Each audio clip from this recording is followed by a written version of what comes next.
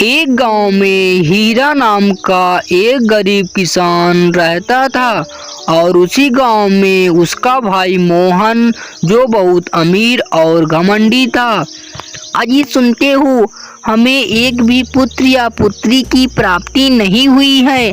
हमने ऐसा क्या गलती कर दी कि हमें पुत्र या पुत्री की प्राप्ति नहीं हुई है, इसीलिए मैं हमेशा दुखी रहती हूँ।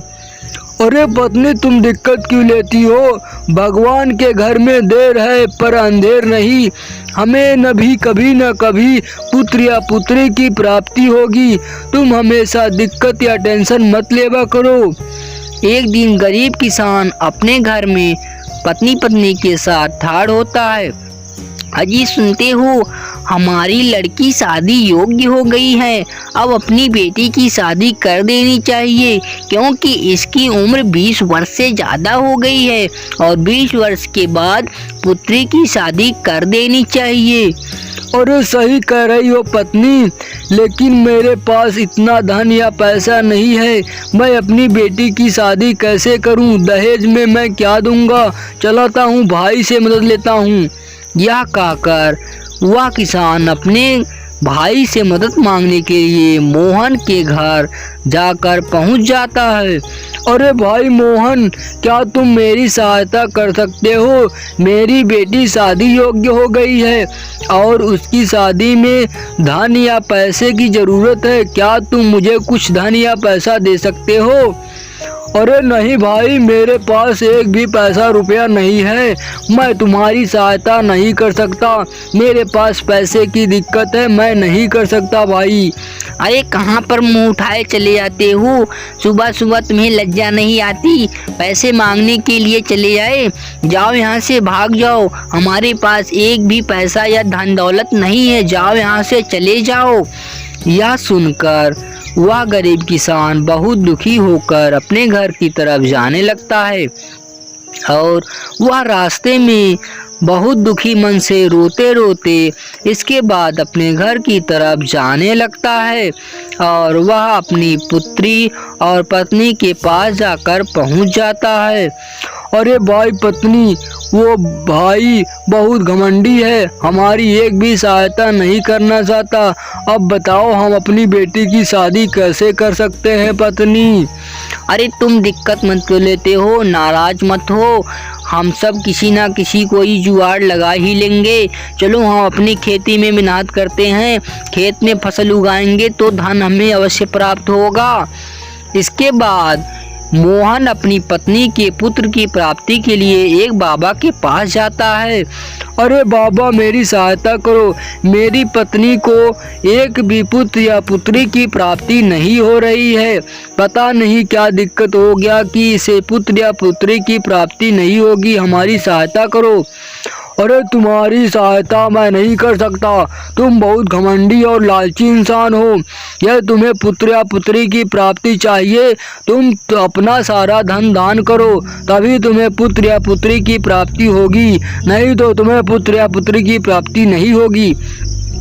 अरे नहीं स्वामी, मैं अपने सारे धन और दौलत को दान कर दूंगी, लेकिन मुझे यह पुत्र या पुत्री की प्राप्ति हो जाए। मैं अभी जाती हूँ और अपना सारा धन और दौलत मैं दान कर देती हूँ। मुझे धन दौलत नहीं चाहिए, मुझे पुत्र या एक भी पुत्री की आवश्यकता है। अरे तब ठीक है, तुम जाओ, अपना सारा धन और दौलत दान करो, तुम्हें अवश्य पुत्र या पुत्री की प्राप्ति होगी। जल्दी से जाओ और अपना धन दान कर दो। यह सुनकर वे सब मोहन और उसकी पत्नी तुरंत वहां से चले जाते हैं और तुरंत पहले हीरे के घर जाकर पहुंच जाते हैं।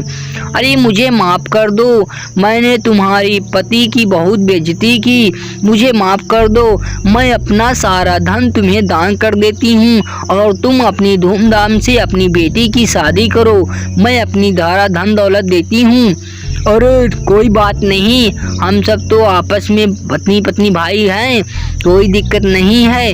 हम सब तो आपस में बहने हैं, तो कोई बात नहीं है भाई। हम सब एक साथ मिलकर रहेंगे, कुछ नहीं होगा। अरे भाई, मुझे माफ़ कर दो। मैं धन की दौलत में और धन की लालच में पूरा संसार में डूब गया था, जिससे मुझे कुछ समझ नहीं आ रहा था। मुझे माफ़ कर दो। अब मैं कभी भी अपने धन या दौलत पर नाज नहीं करूँगा। मुझे माफ़ कर दो। एक दिन हीरा और उसकी पत्नी दोनों अपने खेतों में बड़ी लगन से काम कर रहे होते हैं। तभी उसकी पत्नी एक दुर्गे के अवतार में आ जाती है और उसके 3-3 सर हो जाते हैं। यह देखकर हीरा हैरान हो जाता है। हे हीरे, तुम यदि अपनी संपत्ति और सुखी चाहते हो तो तुम मेरी बात मांगो। मैं तुम्हें आशीर्वाद देती हूँ कि तुम्हारे घर में धन ही धन हो जाएगा। मैं तुम्हें कहती हूँ कि तुम मेरी पूजा करो, मैं तुम्हारे पास अवश्य आऊँगी। इसके बाद उसकी पत्नी तुरंत सही हो जाती है। हीरा देखकर यह बहुत आश्चर्यचकित हो जाता है और हीरा अपनी पत्नी को जल्दी जल्दी से वहाँ से ले आकर घर की तरफ जाने लगता है और घर जाकर देखता है तो उसका घर बहुत बड़ा हो जाता है। अरे डैडी, पता नहीं क्या हो गया, हमारा घर देखो इतना सारीदार बन गया। पूरे पक्के महल लहरा रहे हैं, चारों तरफ बिल्डिंगी बिल्डिंगी हैं। क्या हो गया? अरे ये सब दुर्गा माँ की कृपा है। दुर्गा माँ ने अवतार लिया था, अब मैं उनकी पूजा करूँगा। सबसे पहले मैं तुम्हारी शादी कर दूँ। अब तो हमारे पास धन की कमी भी नहीं है। इसके बाद वे सब लड़के देखने के लिए लड़के के घर और सड़कों के माध्यम से वे सब लड़कों के घर जाने लगते हैं और लड़के के घर जाकर वे सब तुरंत पहुंच जाते हैं। बूढ़ी दादी बैठी होती हैं। अरे क्या हो गया? तुम ही सब हो जो लड़की के माँ बाप हो। मैं भी जल्दी से सोच रही हूँ इन दोनों की शादी करा दो। जाओ, ले जाओ और इसकी शादी जल्दी से हो जाएगी। इसके बाद वे सब एक मैरिज हॉल में इकट्ठा होते हैं। दोनों एक दूसरे को पसंद आ जाते हैं। इसके बाद वह लड़की तुरंत लड़के के गले में माला डाल देती है और लड़का भी डाल देता है और दोनों की शादी हो जाती है और दोनों सुखी और प्रेम से दोनों रहने लगते हैं। और इधर मोहन को भी एक पुत्र की प्राप्ति हो जाती है। वे सब बहुत खुशी और खुश से रहते